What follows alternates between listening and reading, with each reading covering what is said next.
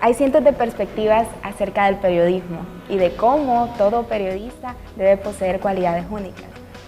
René Gabarrete, qué honor poder conversar con usted en los pasillos de la carrera de periodismo, donde también tuve la oportunidad de recibir una cátedra, más que todo en la asignatura de interpretativo junto a usted, y que creo que en común con muchos otros estudiantes o con muchos otros egresados, decimos que son cátedras de primera, cátedras de altura y que se recuerdan siempre y sobre todo que se disfrutan. Muchas gracias, ¿cómo está? Encantado de saludarle, gracias por venir a su casa, a la carrera de periodismo, ¿no? Recuerdo aquellos momentos gratos del año 2016 en la asignatura de periodismo interpretativo. Un recuerdo que usted y sus compañeras eran un equipo muy competitivo y con una calidad humana excepcional, que son características importantes en un comunicador. Y es lo que debe tener todo, por ¿no? supuesto. Todo comunicador. Lick, bueno, realmente el motivo de esta entrevista es para conocer un poco más de usted, porque al mencionar René Gabarrete, todos coincidimos en que primero es un caballero y segundo, pues es un profesional con todo el mérito de la palabra. Entonces, me gustaría primero que me hablara de sus años de estudio antes de ingresar a esta universidad, porque usted también fue parte, fue estudiante, estuvo del lado también estudiantil, pero usted ya sabía que quería estudiar periodismo.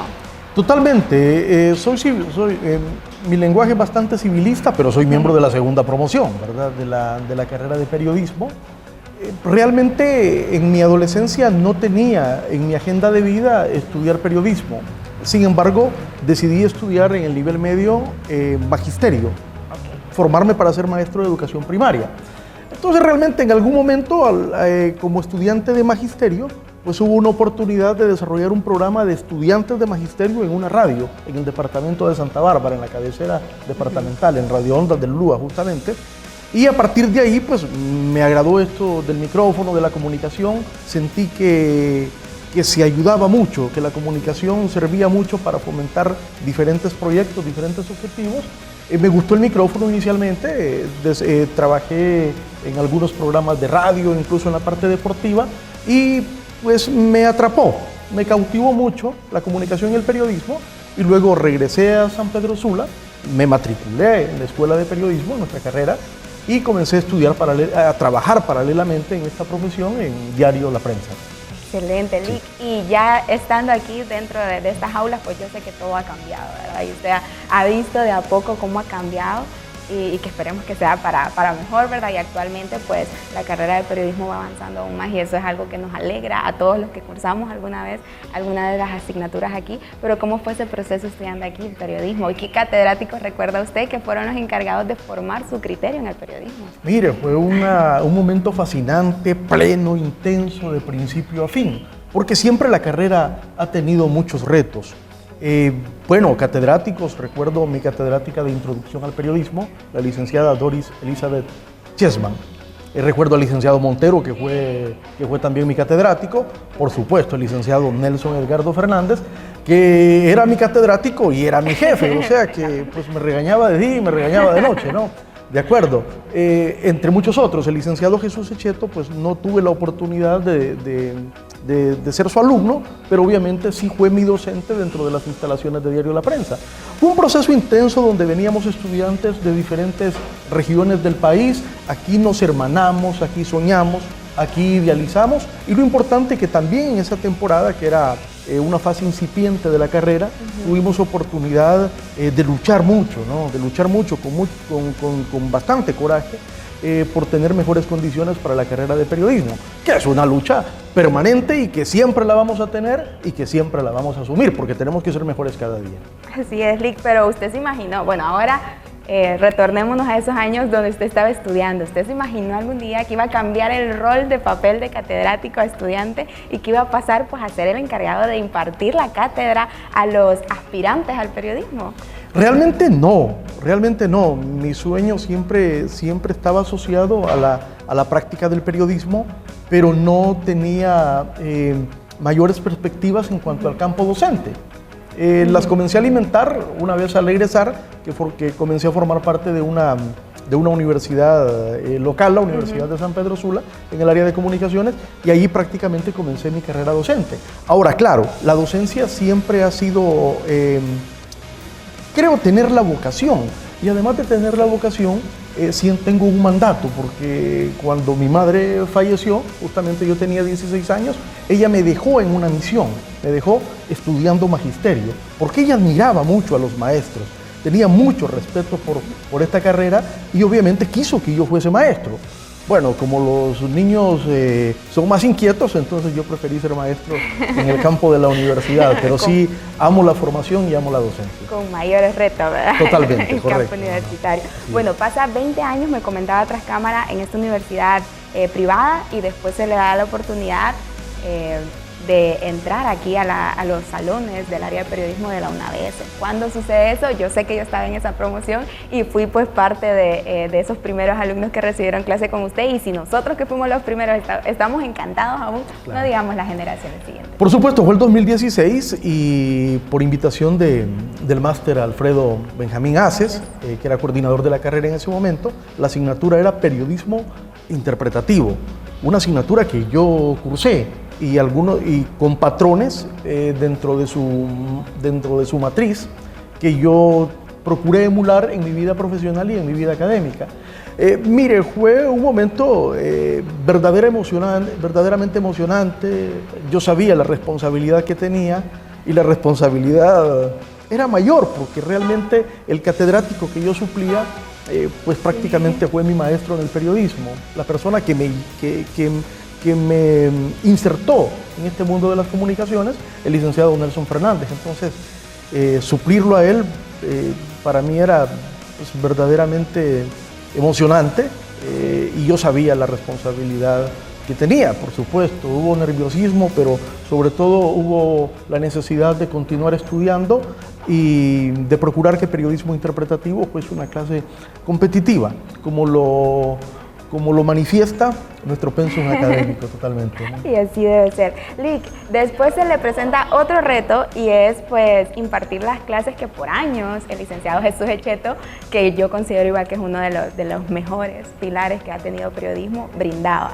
Se presenta este reto y ¿cómo siguió ese proceso? Me imagino que usted pensaba nuevos retos, pero que también es una emocionante experiencia por compartir. Claro, cuando el licenciado Jesús Echeto y Belzarena me entregó el escritorio, ¿no?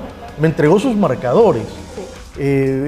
Me entregó el aula de la asignatura Periodismo Informativo, pues fue un momento que valoro mucho. Insisto, no fui alumno de él en las aulas, pero sí obviamente era uno de los correctores de estilo, de los grandes correctores de estilo de Diario de la Prensa. Entonces, como reportero, era una de las personas que más lineamientos nos brindaba sobre el bien escribir, porque es un apasionado de la buena escritura, ¿no? Y de la corrección.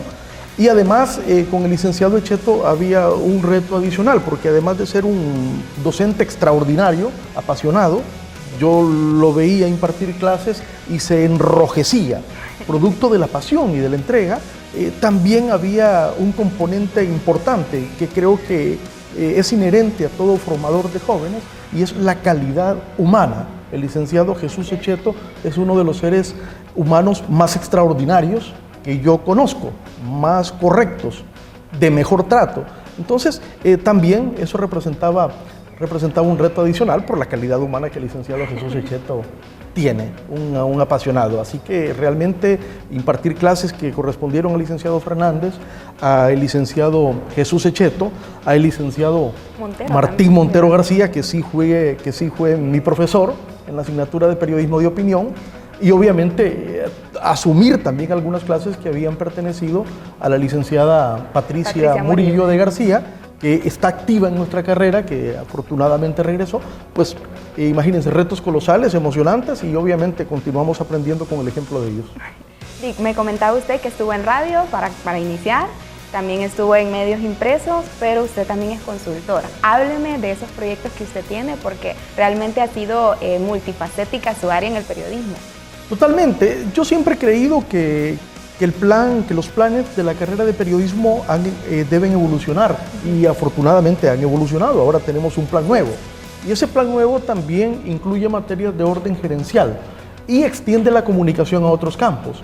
El periodismo es tan virtuoso y tan generoso que con el estudio de los fundamentos del periodismo, una persona, un estudiante puede desarrollarse en diferentes áreas. ¿Por qué? Porque aprende a racionalizar, porque aprende a organizar el mensaje, porque aprende a estructurarlo, entonces puede llegar a diferentes públicos. Claro, la masificación suele ser un ideal por concepciones de orden social y eso está bueno, es válido. Y obviamente creo que es el fin primario de la carrera de periodismo, pero también tenemos comunicación organizacional, comunicación para el desarrollo, entre otros ámbitos. Los fundamentos del periodismo son absolutamente versátiles. Entonces sí, yo he trabajado mucho en el campo de la comunicación organizacional, que es practicar el periodismo, pero en un campo específico, en un campo particular, dedicado a las empresas, en este sentido, a empresas y organizaciones.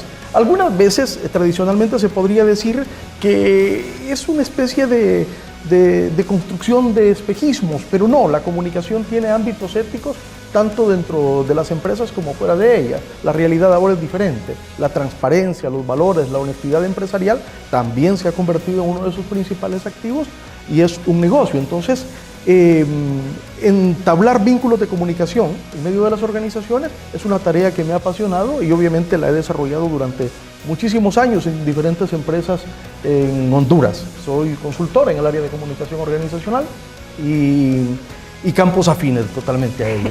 Rick, y si yo le preguntara cuál sería ese secreto o esos pilares que usted mantiene siempre para ser un profesional como debe ser el periodista, ¿no? Honesto, siempre representando esos valores de llevar siempre lo mejor, ¿no? Al público, informar como debe ser y sobre todo pues sin mancha alguna, que la gente cuando recuerda su nombre dice, no, realmente es una buena persona y un buen profesional. Bueno, están los criterios que manejamos mucho en el aula de clase, los criterios de Kapuscinski, los criterios de Javier Darío Restrepo. Claro, esto de ser buena persona y buen periodismo está asociado no porque el periodista vaya a desarrollar una fundación y se vaya a desarrollar a la filantropía, simplemente es la sensibilidad que tiene que tener el periodista ante los acontecimientos, ¿no? Si un periodista no le duele ver a las personas debajo de los puentes, definitivamente tiene un problema para ser periodista, ¿no? Si no siente compasión por el animal que explotan, como las carretas de caballo al mediodía en San Pedro Sula, si no le duele, si no le enerva ese tipo de situaciones, pues definitivamente no tiene condiciones para ser un buen periodista, ¿no? Si no le impacta esto de los suicidios que se están dando actualmente en Honduras, si no le impacta el hambre, las necesidades en los hospitales, las injusticias, la discriminación, es muy difícil que sea un buen comunicador, porque si no es suficientemente sensible, no va a captar en toda su dimensión el acontecimiento y no va a tener, quizá la capacidad sí, pero no la voluntad para contextualizarlo y para tratarlo y generar propuestas a partir de ello. Por tanto, la sensibilidad junto a la credibilidad y junto a los lineamientos técnicos que se deben seguir son armas muy importantes para la práctica del periodismo. Son componentes completamente indisolubles en ese sentido. Y ya enfocándonos ahora en el área de periodismo aquí en UNABS, se vinieron muchos retos, la pandemia, se vino también pues ya ahora que ya está funcionando al 100 la radio aquí en el área de periodismo. ¿Qué retos están gestionando usted junto a todos los docentes, ¿verdad?, que están aquí en la carrera de periodismo? ¿Cuáles son esos retos? Y me gustaría también ya ahora ustedes del punto de catedrático ver o qué perspectiva tiene de los nuevos talentos que ingresan y que tienen esa ilusión de poder ejercer la profesión de periodismo algún día. Bueno, lo primero los estudiantes, ¿verdad? Ellos vienen aquí con muchas ilusiones. La pandemia nos ilustró en alguna forma porque pudimos tener corresponsales en diferentes áreas. Entonces, alguien estaba en Santa Rosa, otro estaba en La Ceiba, otro estaba en Lloro, otro estaba en Atlántida, otro estaba en La Lima, en Progreso, Villanueva. Entonces, formamos una especie de red de corresponsalías a través de la virtualidad. Por supuesto, una experiencia completamente nueva, hay muchas conclusiones que sacar, hay aspectos negativos de esta experiencia porque no podemos suplir la presencialidad, el diálogo, la enseñanza es un proceso bilateral y es humano esencialmente. Además, no consiste únicamente en la transmisión de conocimientos, pues como que depositamos conocimientos en alguien, no, realmente es un ejercicio de interacción donde gran parte del crecimiento se brinda a través de la interacción en el aula de clases. Algunas veces no recordamos el texto, pero sí recordamos la experiencia y recordamos la exposición y el punto de vista del compañero. Entonces, hay aspectos, pero obviamente pudimos utilizar la virtualidad, lo continuamos haciendo, lo vamos a continuar haciendo. Eso es un recurso que no debemos abandonar, ya nos quedamos con él y realmente tiene que coadyuvar. Pero obviamente todos queremos estar en la presencialidad y ver los nombres, ver las historias y estrechar la mano, obviamente con las medidas de bioseguridad, ¿no? Totalmente. Así que fue una experiencia que creo que enriquece el proceso educativo, no evolucionó, sino que revolucionó, porque de la noche a la mañana la plataforma de la universidad estaba quizás subutilizada, tal vez los docentes fuimos responsables de ello, pero de repente había que activarla. Y obviamente la carrera continúa llena de retos y obviamente albergando las ilusiones de muchos jóvenes, con el cuerpo docente que tenemos, nuestros compañeros que son extraordinarios catedráticos, muy entregados, y obviamente ahora con Radio Puma, ¿no? Que es una plataforma multimedia donde los estudiantes están pues con muchas ganas, ¿no? De practicar el periodismo fundamentalmente radial y obviamente con una extensión al periodismo televisivo. Y realmente qué bien, porque por muchos años esperábamos una oportunidad así, un espacio para poder practicar, ¿no? Y para poder ejercer de alguna manera, ya empezar a dar los pininos en el periodismo. Entonces está más que excelente. Lic, ya para ir finalizando, me atrevo a hacerle esta pregunta. ¿Qué valores cree usted que debe tener un periodista, ¿no? Un buen periodista, todo periodista? ¿Qué valores debemos tener para poder ejercer una profesión como debe ser? Yo fundamento la formación del periodista en 3 pilares y tradicionalmente he manejado este concepto y no tengo ningún motivo para apartarme porque creo en ellos. Número 1, el pilar ético. Es fundamental porque está asociado a la credibilidad y a la intencionalidad que todo periodista tiene. Si no tiene ese valor, difícilmente puede pasar con éxito a los 2 siguientes.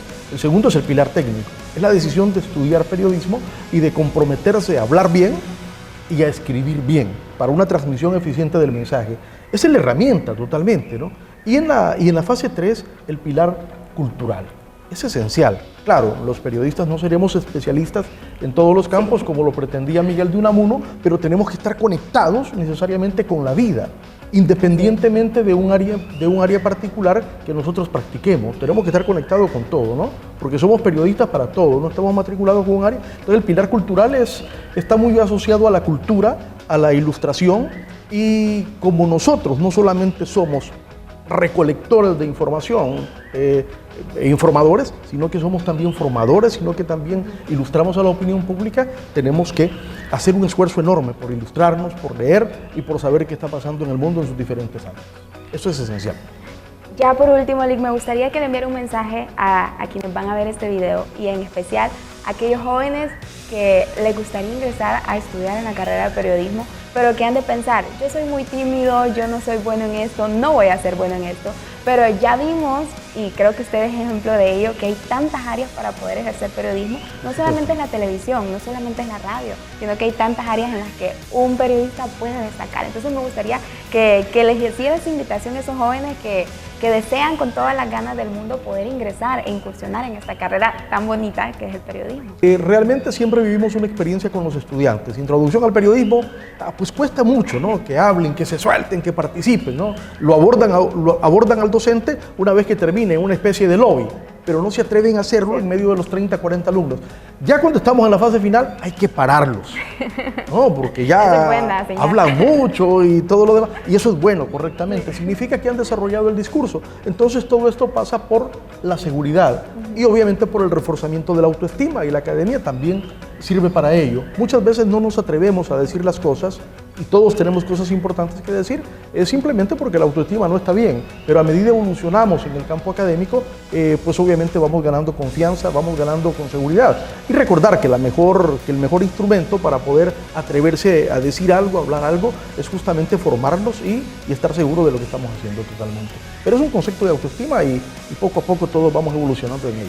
y es apasionante. Le agradezco muchísimo, Lick. Siempre es un placer poder conversar con usted y créame que de su aprendizaje siempre está ahí latente y siempre volvemos a retroalimentarnos junto a mis compañeras y siempre lo recordamos con muchísimo cariño, al igual que tantos estudiantes que han pasado por sus aulas. Estimada Helen, pues yo me alegro mucho de su visita a la carrera de periodismo, la recuerdo mucho a usted, a sus compañeras y obviamente hay un componente adicional, pues prácticamente fueron mis primeros alumnos en la escuela, en la carrera de periodismo de la UNA de eso, y eso tiene muchísimo significado para mí. Gracias de veras por su tiempo.